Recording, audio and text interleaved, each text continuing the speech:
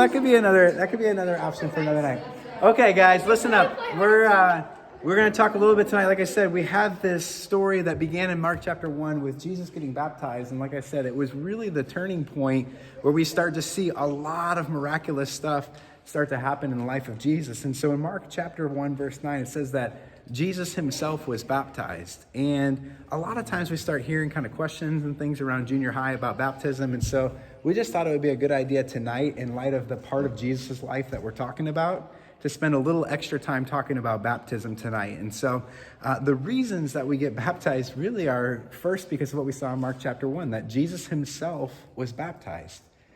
Jesus participated in this ritual. Jesus, submitted himself to John the Baptist, and John immersed Jesus in the Jordan River, and Jesus was baptized. And then we see at the end of Matthew's gospel, Matthew chapter 28, when Jesus was with his closest disciples, he told them, he said, you guys are going to go and you're going to baptize people. And then in Acts chapter 2, and really throughout the entire New Testament, we see that the early church practiced baptism. And so behind me is the baptistry. And tonight we're going to talk a little bit about baptistry. But baptism, I just want you to know, Jesus was baptized. He told his disciples to baptize people. And then from the earliest days of the church, people were practicing baptism. And so this is one of the oldest, most sacred rituals that we have within the church, is the ritual of baptism. Now, you may have heard, or maybe some of your friends or other people in town have been baptized differently, or they do a different way of being baptized. There are a lot of different ways. There's a lot of variety to baptism. And hopefully tonight you get to hear some of the stories, to hear some of the ways in which we've been baptized at different ages and in different places in different ways. But what we practice is called immersion baptism. It's the burying inside the water, and it's being raised again out of the water. And we get that from the word baptism itself. It literally means to dunk or to submerge, to immerse, which is why we do baptisms the way that we do them.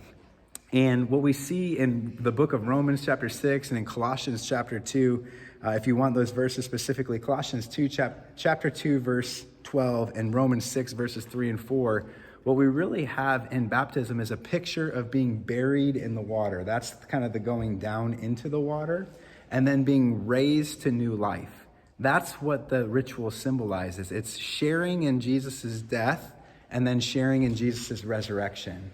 And so if you come to believe that Jesus is the Christ, if you come to believe that he is the Son of the living God, and it's your desire to share in his death and be raised to new life, that's what we do in baptism. It's a symbol that marks that kind of transformation. And then John chapter 3 talks about how it really is the beginning of a new life. It's like being born again. It's like starting fresh, a new creation. And that comes out again in Galatians chapter 3, verse 27. It's like now, instead of just being who you were, you've put on Christ and you've become a new person. And so it's this really beautiful transformation. It's this really beautiful picture of being buried and raised with Jesus and beginning a new life. And so that's why we let people kind of come to that decision at various points. Some of you guys have maybe been baptized already in elementary school. Some of you guys may be thinking about it throughout junior high or high school. Some of you guys may make that decision around college or as a young adult. Jesus himself wasn't baptized until he was 30 years old.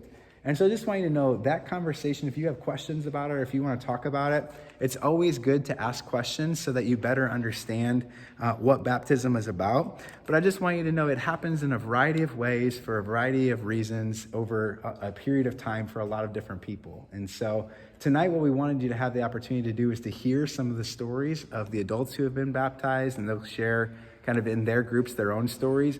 And if any of you guys have been baptized and you want to share some of your story tonight, I think it's helpful to hear, when were you baptized? Where were you baptized? And really the most important thing, why? Why were you baptized? The scriptures make it very clear that when you believe that Jesus is the Christ, the Son of the living God, and it's your desire to follow after him all the days of your life, that's the point at which baptism becomes a great marker of being buried and raised to new life. And so tonight, we're just going to kind of end by breaking back into our groups. We're going to spread out a little bit off the stage, and so we'll find some spaces. 6th grade boys, we'll probably go back out into the foyer area. I know it's dark right now, but we'll turn the lights on out there, and we'll sit out there. And then the other groups, if you guys kind of want to spread out either on stage or throughout the pews, we're just going to kind of end tonight. If you have any questions about baptism, tonight is a great night to ask those questions. Or at any point this year, if you have questions about them, we can do that. So 6th grade boys, go ahead, head down the aisle.